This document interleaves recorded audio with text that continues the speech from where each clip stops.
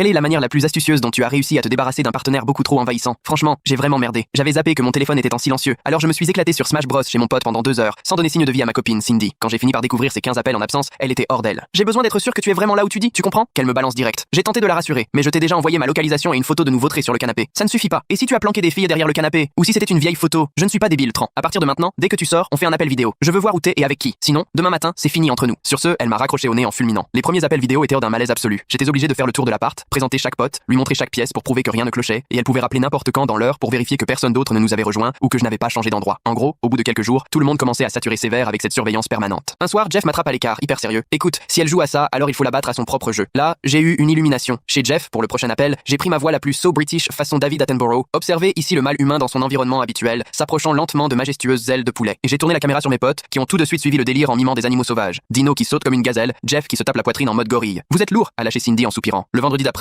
on a encore monté d'un cran. J'ai décroché l'appel avec un micro à la main, genre faux JT météo, pendant que Jeff agitait une carte dessinée à la va-vite sur un carton de pizza. Actuellement, grosse perturbation de Mario Kart dans le salon, avec des températures en forte hausse sur Rainbow Road. À vous, Cindy, en direct des studios. Arrêtez de faire les imbéciles, a râlé Cindy. Montre-moi juste où t'es et qui est là. Alors j'ai improvisé un micro-trottoir, façon journal télé, en interviewant chaque pote sur des sujets totalement absurdes, du genre avez-vous été victime d'une pluie de raviolis? Elle a vite coupé court, même pas le temps de finir la deuxième fausse interview. Une semaine plus tard, pour l'anniversaire de Dino au resto, j'ai joué au chef étoilé à la télé. Bonsoir à tous. Ce soir, le chef propose des pâtes nappées de son incontournable sauce rouge mystère. Les locaux appellent ça des spaghettis. Mes potes faisaient les commis, racontant n'importe quoi sur la texture des graissins ou en évaluant le poivre. Certains clients nous prenaient pour des fous, mais le reste de la salle riait franchement. Cindy n'en pouvait plus. Sans rire, arrêtez avec vos shows là. Juste la réalité, s'il vous plaît. Mais on avait pris goût et impossible de s'arrêter avant un ultime baroud d'honneur. Ce fameux soir, tout le monde débarque chez moi pour une soirée jeux vidéo, sauf que là, mes potes arrivent, déguisés. Vous préparez quoi encore? Que je leur lance, intrigué par leur mine complice. Jeff esquisse un sourire énigmatique. Ne t'en fais pas, laisse-nous faire. Pour une fois, même moi, je ne savais pas dans quoi je m'embarquais. Quand Cindy appelle, je prends l'air de rien. Salut, tout va bien, on joue tranquillou. Mais elle, direct, se méfie. Pourquoi tu fais l'innocent? C'est quoi encore votre plan foireux? Et là, sans rien avoir prévu, en retournant la caméra, Jeff surgit derrière moi en hurlant, accent espagnol surjoué. Maria, comment as-tu pu trahir mon amour avec mon frère jumeau? Tom déboule de la cuisine habillé en marié, perruque blonde sur la tête, bouche fardée façon Picasso. Je n'ai jamais rien eu avec ton frère. Mon cœur bat pour le docteur. Cindy n'a même pas le temps de capter que Dino entre en peignoir, fausse moustache collée au scotch. C'est vrai, amigo, elle-même, et on partira ensemble sur le dos de notre fidèle Anne, droit au sommet del Castillo au Yucatan pour se marier loin de tout. 10 minutes non-stop de telenovela délirante, changement de costume, scénario, un gars que je connaissais même pas qui gratouille un vieillard espagnol à la guitare au fond, et amnésie générale pour finir la scène. Jeff se prend 17 claques, tombe, se relève à chaque fois d'un air tragique, et le final, Jeff qui grimpe sur une échelle décorée d'ailes faite d'assiettes en carton pour monter au paradis. Cindy est restée muette, figée devant son écran, puis a éclaté de rire pendant une éternité. Bon, vous m'avez achevé, c'était complètement dingue. Ok, c'est mort, j'en ai marre de la règle débile. On revient aux messages normaux, tu me donnes de tes nouvelles, c'est tout. Terminer les visites guidées, je n'ai pas pu m'empêcher de la taquiner. Alors je ne suis plus obligé de prouver que je ne cache pas une fille dans un placard? Et elle, un grand sourire. Non, franchement, si vous êtes capable d'aller aussi loin juste pour faire passer un message, je doute vraiment que tu te donnerais tout ce mal pour une autre. Sauf qu'en vrai, c'était pas encore la fin de l'histoire. Quand Jeff s'est retrouvé avec une nouvelle copine aussi envahissante que Cindy, j'ai vu tous les potes échanger exactement le même regard de défi. Affaire à suivre,